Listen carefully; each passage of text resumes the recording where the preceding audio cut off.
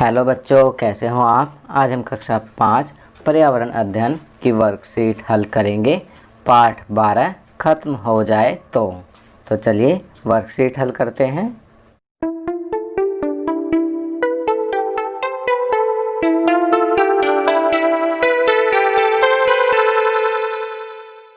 प्रश्न 1, चित्र को ध्यान से देखिए। आपको चित्र में क्या दिखाई दे रहा है?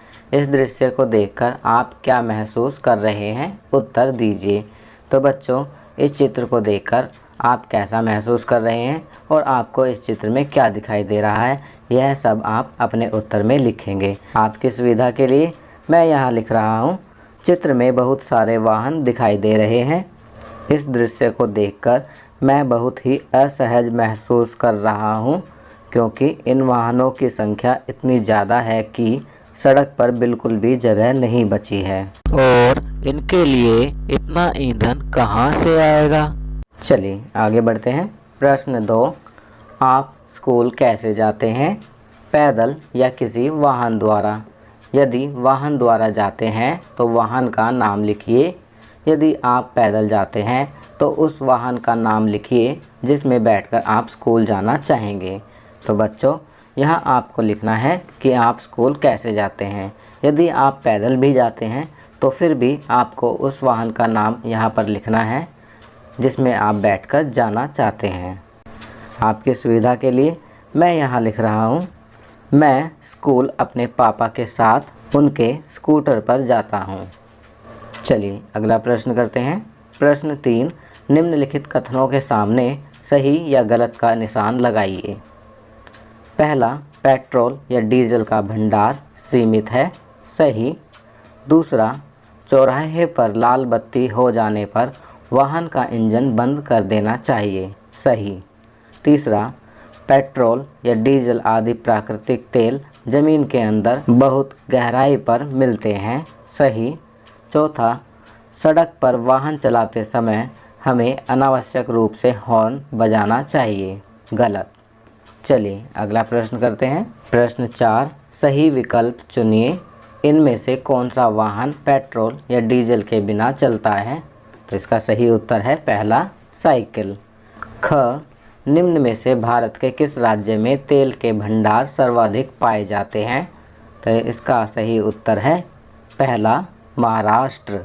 ग, इनमें से कौन सा ईंधन घर में खाना बनाने के लिए इस्तेमाल होता है? तो सही उत्तर है दूसरा, एलपीजी। बच्चों, घरों में अधिकतर एलपीजी गैस का प्रयोग किया जाता है।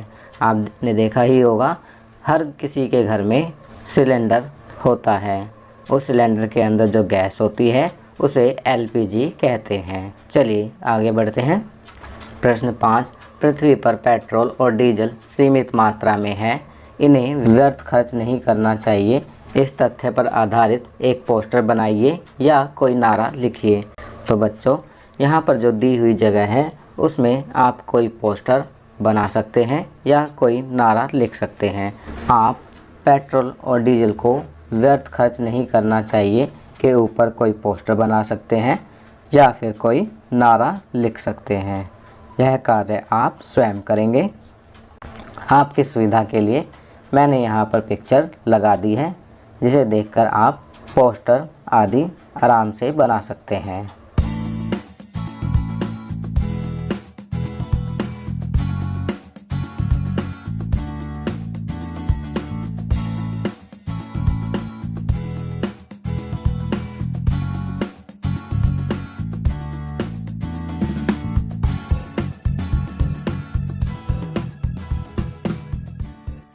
चलिए आगे बढ़ते हैं।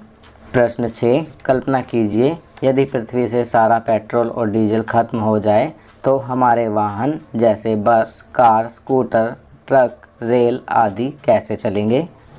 तो बच्चों, इस प्रश्न का उत्तर आप अपने शब्दों में स्वयं लिखेंगे कि यदि पृथ्वी पर सारा पेट्रोल और डीजल खत्म हो जाए तो हमारे ये वाहन कैसे चलेंगे।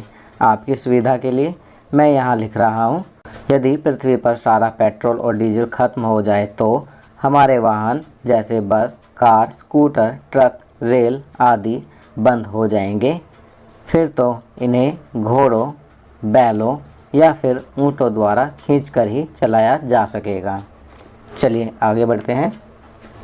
कोरोना जागरूकता अभियान। कोरोना से बचाव के लिए पहला, हमेशा फेस मास्क पहनें।